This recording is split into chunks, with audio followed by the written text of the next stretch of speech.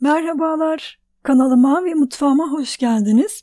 Bugün sizlere islim kebabı tarifini paylaşmak istiyorum. Köfteli islim kebabı hazırladım. Çok kolay, çok lezzetli, nefis bir ana yemek tarifi. Yeni tariflerimden haberdar olabilmek için kanalıma abone olup zili tıklayıp bildirimleri açmayı unutmayınız. Tarifimiz için 4 tane patlıcan kullanıyorum. Bu tarif için mümkün olduğunca kalın ve uzun patlıcanlardan tercih edin. Baş ve dip kısımlarını kesip alalım. Alacalı soyalım.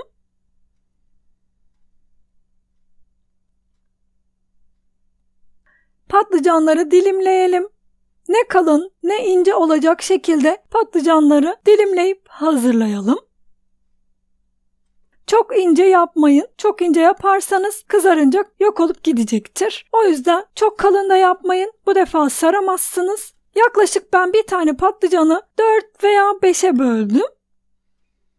Tuzlu suda bekletiyorum. Bir tepsi üzerine yağlı kağıt aldım. Yağlı kağıt üzerine biraz sıvı yağ sürelim.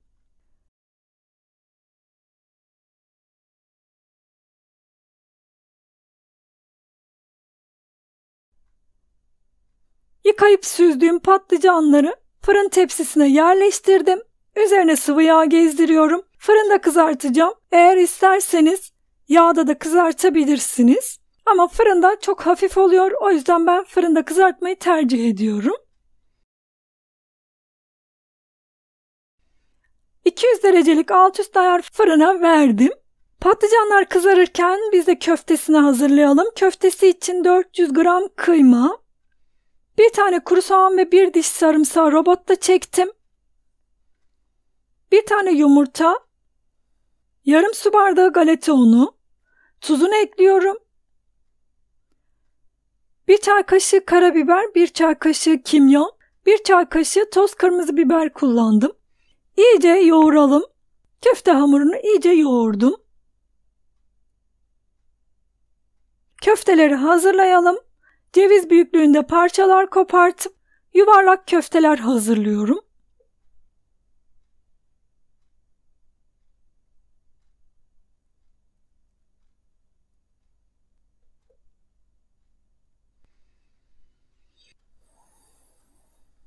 Köfteleri hazırladım.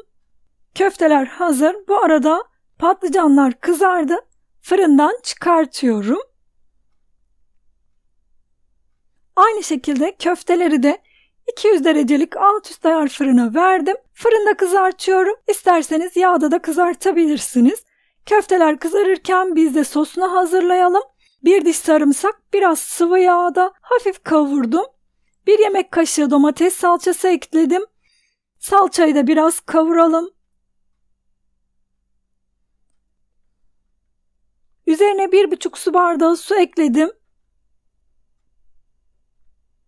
Tuzunu ekliyorum.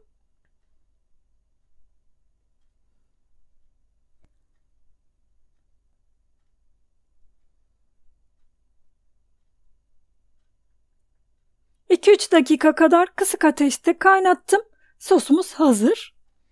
Bu arada köfteler de kızardı. Fırından çıkartıyorum. Üzeri için yeşil biber ve çeri domates kullanıyorum. İslim kebabını hazırlamak için 2 tane patlıcanı artı şeklinde bir tabağa yerleştirdim. Ortasına bir tane köfte koydum. Videoda görüldüğü gibi kapatıp kürdanla tutturuyorum. Üzerine biber ve domates yerleştiriyorum. Ben çeri domates kullandığım için bütün kullandım. Eğer isterseniz ortadan 2'ye de bölebilirsiniz veya dilimlenmiş büyük domateslerden de kullanabilirsiniz.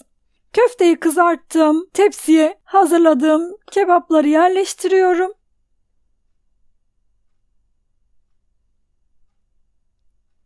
Biraz köftelerimden arttı. Eğer isterseniz 6 tane patlıcan kullanarak tüm köfteleri yapabilirsiniz. Veya 300 gram kıyma kullanarak da 4 tane patlıcanı hazırlayabilirsiniz.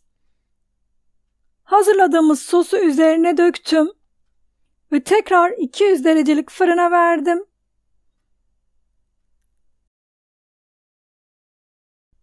...30 dakika pişirdim. 30 dakikanın sonunda fırından çıkartıyorum. Nefis islim kebabı tarifimiz hazır. Sıcak sıcak pilav eşliğinde servis edebilirsiniz. Çerkez pilavı hazırlamıştım. Çerkez pilavı tarifini kanalımda ilerleyen günlerde sizler için yayınlayacağım.